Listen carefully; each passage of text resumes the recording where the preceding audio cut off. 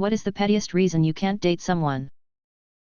Wasn't my pettiness, but a girl I went on a few dates with wouldn't date me because she wanted to be the artistic one in the relationship and she was worried that me being a musician would spoil that for her. Edit, wasn't real deep into it, it was just a couple of dates. I don't feel negatively toward her. She was a nice enough person lol. Also, music isn't my career, more of a passionate hobby. I work in IT by day. Ended things with a guy over various other reasons, but the most annoying was how many times he told me that he'd leave me for Miranda Lambert in a heartbeat. Which okay, I get it, some people have a list of celebrities they'd leave their S/O over, mostly as a joke. But this was like every day, just randomly said, not related to the conversations we were having at the time, and he meant it. He made sure I understood that if for some godforsaken reason Miranda Lambert walked in through the front door, I was gone. Edit *, thanks for all the comments. I was surprised to read that many people didn't know who she was. Guess I was so familiar with her after hearing about her so often during that relationship, haha. Only went on one date but he named his cat Creamy, and the way he said it grossed me out. She talks to people like they're 100 meters away from her. She wouldn't clear the excess time off the microwave display. She insisted on hanging out at home. She lived with like 6 people, and they always had friends over. I felt like a BF extra on Friends or Seinfeld. My grandparents were very southern. When I was a kid, I spent the night at their house and heard them wrestling. I heard my grandpa say my grandma's name, Sarah, but with his accent he said "Ooh Sarah." I met a girl named Sarah who was also southern. When she introduced herself as Sarah, I had to know bout. It just gave me the heebie-jeebies. She had the same first name and last name as my grandpa. 'Cause she texted like this. PPPP, smiley face. She didn't like museums. Inability to form a coherent sentence in text. This thread is basically plot summaries from Seinfeld. He wore fake glasses and didn't like vegetables. I almost broke up with a girl when she was trying to be seductive and yanked my book out of my hand and closed it, losing my spot. She had the feminine version of my name and that's just too cutesy. What's the craziest thing you've heard someone say after they thought the phone call had ended but they forgot to hang up? I left a client a voicemail and thought I hung up, but in fact I proceeded to talk baby talk to my roommate's cat for several minutes while it was recording. My mill had a new boss who hated her. She was about 3 years from retirement, and she felt like he was trying to push her out early so she'd lose part of her pension etc. She asked me to check her answering machine while she was gone after her mother died and let her know if anything important came in, and to water her plants. The 3rd day or so I'd been there was a message from this boss giving his condolences. Then you could hear the click where he thought had hung up but must have placed the receiver just wrong and was still on the line. He ruthlessly made fun of her with his wife for the next 5 minutes before saying "oh, shit," and hanging up. She was at a really low point in her life, and I didn't have the heart to tell her or leave the message on the machine. It would have absolutely crushed her. But I did record it, and then I deleted it from her machine. Then I called that asshole and told him what I had, why I wasn't telling her right now, but absolutely would if needed in the future, and told him I'd better hear nothing but how wonderful work was going for her and how well she was treated until she retired. I told him I didn't even understand what a piece of shit you had to be to talk about someone like that behind their back, and especially at such a time in their life. And that's exactly what happened. She had a wonderful last few years and figured that her mother dying had opened him up to treat her kindly and with respect. That was 20 years ago and I never told her and never will. I wouldn't want to ever take those last few years there away from her. Not a crazy story, but I had just finished talking to a client over the phone. We say our goodbyes, then I hear her ask, "Are you wearing pants today?" I wasn't sure how to answer that, but I figure she was jokingly asking because everyone just started working from home due to COVID. I just replied yes. She then burst out laughing, trying to explaining that she thought she had already hung up and she was actually asking her husband that question. We laughed about it for about 3 minutes before we actually hung up. I worked in sales, inbound call, and had a pleasant conversation with a customer who politely declined the offer and told me she was going to look elsewhere. We said our goodbyes, nothing out of the ordinary. Really sweet lady, had called in with her husband. As soon as she thought she hung up, she slammed her phone down and starts yelling at her husband, "Fuck, company name, are you fucking shitting me right now? $350 a fucking year? I'm not paying that much for this goddamn piece of shit product. How the fuck could that bitch pitch that with a straight fucking face? I gave her the decency of hanging up myself after that, but she was 100% in the right being pissed, haha. Edit. Inbound means she called us to update, not the other way around for those confused.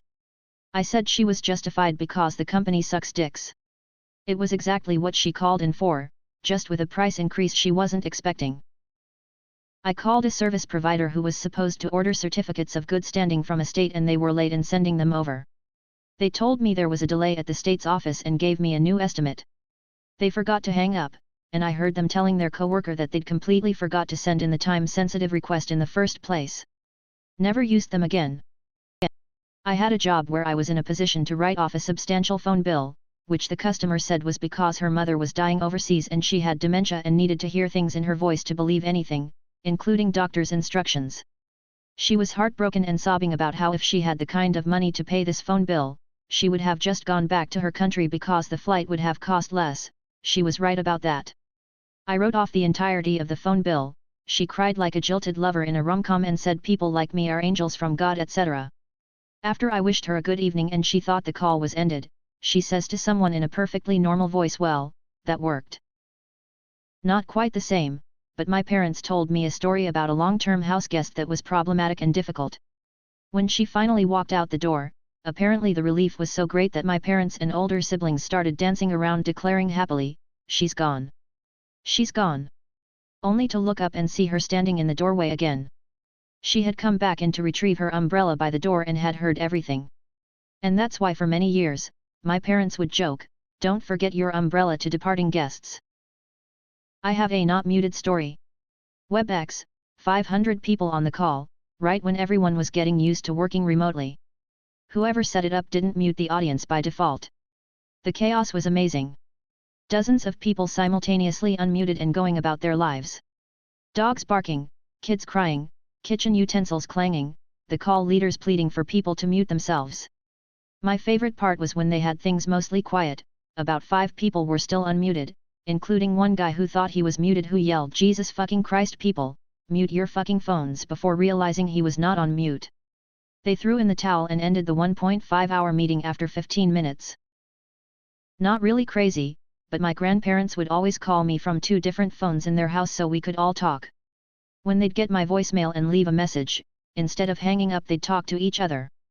Usually silly things like what's for dinner and stuff like that, but it always made me smile. I wish there had been a way to keep them back then. Grandma left me a voicemail asking for my help with stuff on her computer. She thought she hung up but she didn't, and I hear her call me a fucking bitch. Haven't really talked to her since. Business conference call. The other side had asked some pretty stupid questions but was still poised to do $1M worth of business with us. Thinking the call had ended, one guy in the room started calling them fucking idiots and talking about how what they were trying to do was never going to work, etc. They didn't say anything else, but we all heard the sound of the other side disconnecting, and they later reached out and said they were going to go in another direction. After a business convo, I don't trust those guys. In the early days of Facebook, my former father-in-law was just discovering it and connecting with old friends. He was having fun seeing who gained weight, who got divorced, who's a millionaire now, and so on. One guy he connected with gave him his phone number, so Phil calls him. He didn't answer, so he leaves a message something like, "Hey Bill, it's been a while, just wanted to catch up, give me a call back at phone number," and then hit the end button and jokingly said, "And I heard you got fat." He then looked down and to his horror the call was still active and recording the message, so it probably sounded like, "And I heard you got fat." Oh shit. Oh my god, it didn't hang up. Fuck, it's still wrecker, click. To my knowledge, dude never returned that call. My brother-in-law got a friendly reminder that the company can still hear him even when he puts the customer on hold. This was because he was taking a big bong rip while waiting on the customer. I was the third party in this. A coworker failed to hang up properly after a conversation with the boss and promptly went on a very creative expletive-laden rant about the boss and what he should do with himself. As this went on, I received a text from the boss suggesting I should inform the coworker that she had not hung up. I got coworkers' attention and told them they hadn't hung up. Still in expletive mode, I was asked what made me think that. My response was, I got a text from boss. First time I ever saw color literally drain from someone's face. What are some tips for going to the strip club for the first time? Keep your clothes on. You can tip a girl to massage your shoulders. They don't like you, they like your money.